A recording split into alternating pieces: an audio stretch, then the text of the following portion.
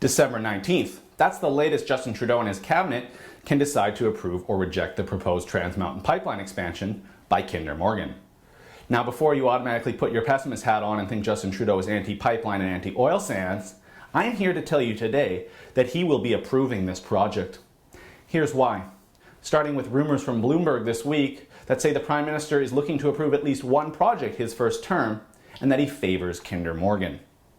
That came after his trip to China, where there was some scuttle that Beijing had requested a pipeline to the west coast so they could secure a supply of heavy oil.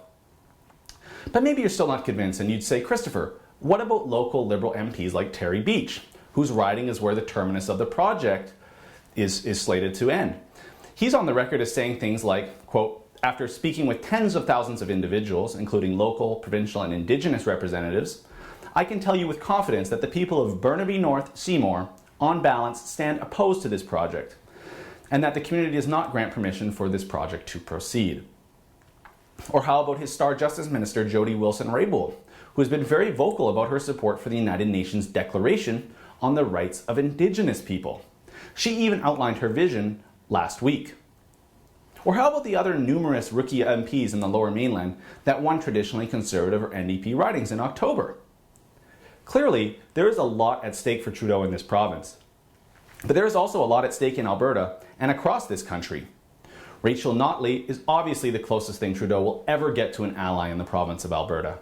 So it behooves him to help Alberta get a pipeline approved under her watch. If Trudeau is weighing the pros and cons between approving Kinder Morgan and the Energy East pipeline, you can bet the Prime Minister would rather jeopardize a few seats out here than a potential showdown with the Liberal base in Ontario and Quebec over Energy East. So you might be thinking, great theory, but isn't this just all conjecture? There's no real way of knowing what Trudeau is thinking about on this project. Well, you may say that, and yes, he's been notably quiet and diplomatic around Kinder Morgan since becoming Prime Minister. But I went back and started looking up some of his comments on the project before he was Prime Minister. I was quite happily surprised to see what seems like support and an open mind on the project going all the way back to 2013.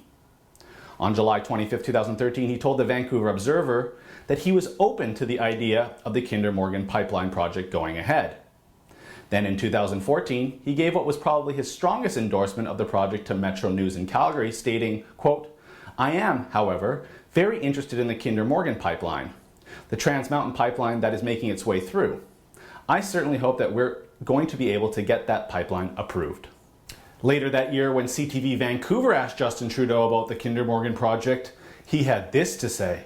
Fundamentally, we have to remember that one of the basic responsibilities of any Canadian Prime Minister is to get our resources to market. I mean, that's been forever, whether it was fish and furs way back when or grain across the railroads 150 years ago. Then during the campaign in September 2015, Trudeau would tell Vice that he is in favor of Kinder Morgan's Trans Mountain pipeline if it is executed in the, quote, right way that is sustainable, that has community support and buy-in, and that fits into a long-term strategy of not just sustainable environment, but a sustainable economy. I bet some of you are surprised by that. Others might be more cynical and think this was all just political posturing. But think about how things are shaping up in our country right now. If Trudeau doesn't get some economic growth going, and God knows his current tax and spend strategy won't be doing that, his deficits will grow and grow, and that could be seen as the biggest killer to his re-election chances if the economy really stumbles from coast to coast. There is one more wild card, though, in this whole decision here. How much allegiance will the Prime Minister, Trudeau, show Christy Clark, our province's Premier? If it is approved before the May 2017 provincial election, it pigeonholes the BC Liberals to either support the project or face a showdown with the Prime Minister. The safe play for Trudeau is to punt this decision a little longer until after the provincial election. Either way, Trudeau will anger one group of voters or MPs because he tried to sell himself as appealing to everyone in every part of the country.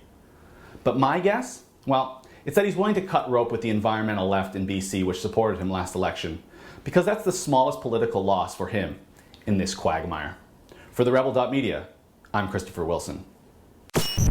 Thanks for watching. Click here to never miss a Rebel update. Want even more of the Rebel? Well, click here to become a premium member.